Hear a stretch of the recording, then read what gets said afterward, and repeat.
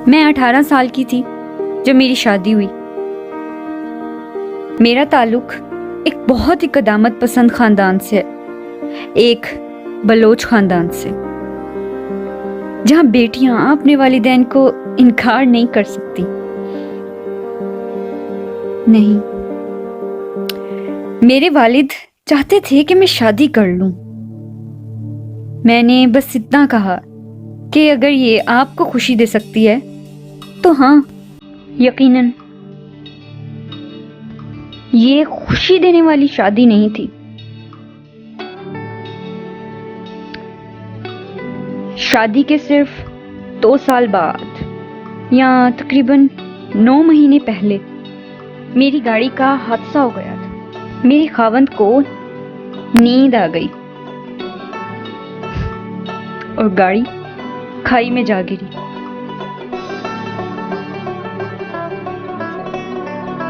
वो बाहर छलांग लगाकर अपने आप को बचाने में कामयाब हो गया, जिसकी मुझे खुशी है। लेकिन मैं गाड़ी के अंदर ही रह गई और मुझे बहुत ही शदीद चोटें आईं, जिनकी लंबी लिस्ट है। मेरा दायां बाजू टूट गया था, कंधे और रीढ़ की हड्डी टूट गई थी, मेरी तमाम पसलियां भी टूट गई थीं। लेकिन जिस हादसे ने मुझे और मेरी जिंदगी को मुकम्मल तौर पे बदल दिया, वो रीढ़ की हड्डी का टूटना था। बहुत से लोग मुझे बचाने के लिए आए। उन्होंने मुझे CPR दिया, उन्होंने मुझे खींचकर गाड़ी से बाहर निकाला।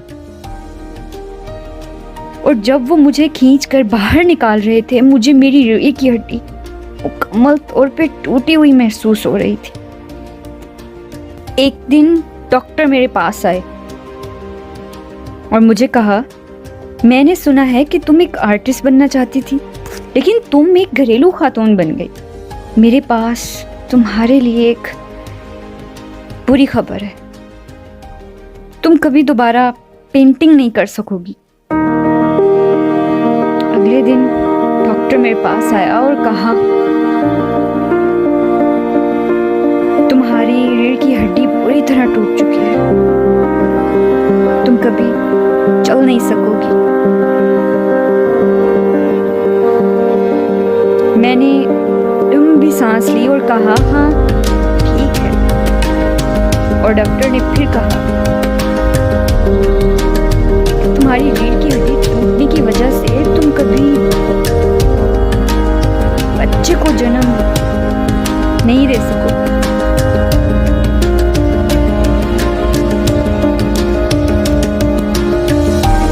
इस दिन मैंने अपने आप से सवाल किया कि आखिर मैं जिंदा भी क्यों हूँ, तो जिस चीज ने मुझे आगे बढ़ाया। एक दिन मैंने अपने भाई से पूछा, मैं जानती हूँ कि मेरे हाथ का इलाज हो रहा है, लेकिन मैं इस अस्पताल की सफेद जगह देखकर तंग आ गई हूँ। मुझे कुछ रंग ला दो, मुझे एक छोटा सा कैनवस ला दो, मैं पेंटिंग करना चाहती हूँ। सबसे पहली पेंटिंग मौत के बिस्तर पर बनाई।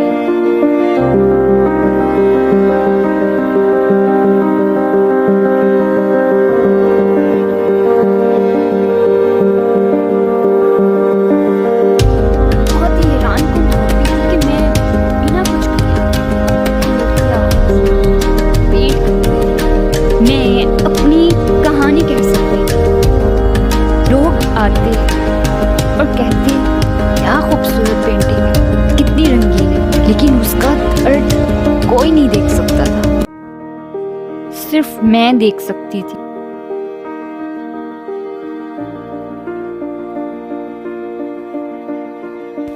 उस दिन मैंने फैसला किया कि मैंने अपने लिए जीना है। किसी के लिए वो मुकम्मल इंसान नहीं बनूंगी, मैं को सिर्फ अपने लिए मुकम्मल बनाऊंगी। फिर मैंने अपने डर से लड़ना शुरू किया, तो मैंने एक एक करके अपने डर लिखना शुरू किए और मैंने फैसला किया कि मैं एक ही बारी में इन पर काबू पाऊंगी। आप जानते हैं मेरा सबसे बड़ा डर क्या था? तलाक। एक दिन मैंने फैसला किया कि ये मेरे डर के सिवा कुछ भी नहीं। मैंने इनको छोड़कर अपने आप को इनसे आजाद करा लिया और मैंने अपने आप को जज्बाती तौर पर बहुत मजबूत बना लिया कि जिस दिन मुझे पता चला कि वो शादी कर रहा है, मैंने उसको पैगाम भेजा कि मैं बहुत खुश हूं और दुआ है कि तुम्हारे लिए सब बेहतर हो। वो जानता है कि मैं आज भी उसके लिए दुआ करती हूँ। दूसरे नंबर पर था कि मैं कभी मां नहीं बन सकती। ये समझना मेरे लिए काफी मुश्किल था।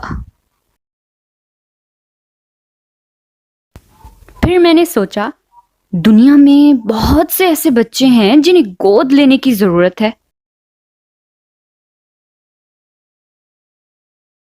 तो रोने का कोई मकसद ही नहीं बनता। जाओ और जाकर एक को गोद ले लो।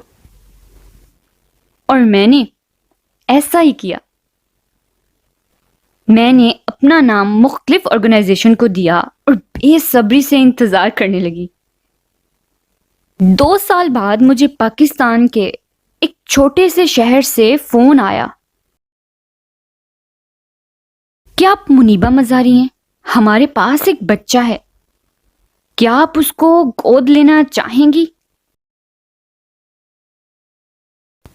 हाँ, मैं उसे गोद लेना चाहूंगी और मैं उससे लेने के लिए बहुत जल्द पाकिस्तान आ रही हूँ और बेचैन हूँ उसे घर ले जाने के लिए।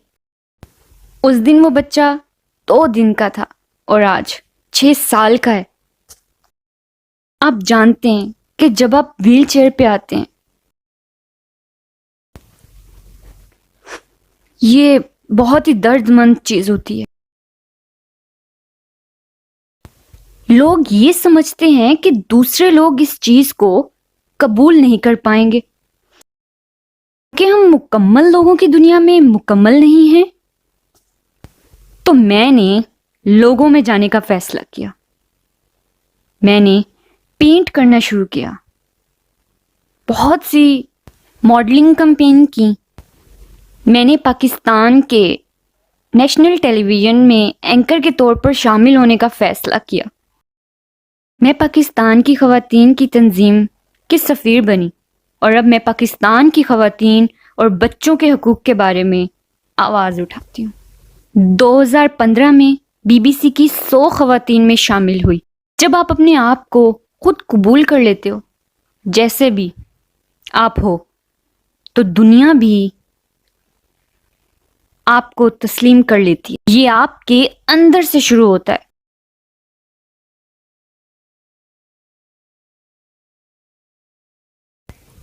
हमारे पास जिंदगी का एक हैरान कुन तस्वुर है कि चीजें इस तरह होनी चाहिए। ये मेरा ख्याल है और ये इसी तरह से होना चाहिए, और अगर ऐसा नहीं होता तो हम हार जाते। मैं कभी भी व्हीलचेयर पे आना नहीं चाहती थी। मैं ऐसा सोचती भी नहीं थी। ये जिंदगी एक इम्तिहान और मौका है, और इम्तिहान कभी भी आसान तस्वुर नहीं होना चाहिए। ये ठीक है आप डरते हैं, ये ठीक है आप रोते हैं, सब ठीक है। हिम्मत हार जाना तस्वुर नहीं होना चाहिए। हमेशा कहते हैं कि हारना नहीं चाहिए, लेकिन हारना ज़रूरी होता है, क्योंकि जब आप हारोगे आप फिर उठोगे, फिर हारोगे, दोबारा उठोगे। यही आपको आगे ले जाएगा। अपनी ज़िंदगी का जश्न मनाओ, इसको जियो, शुक्रगुजार बनो, ज़िंदगी का हर लम्हा जियो।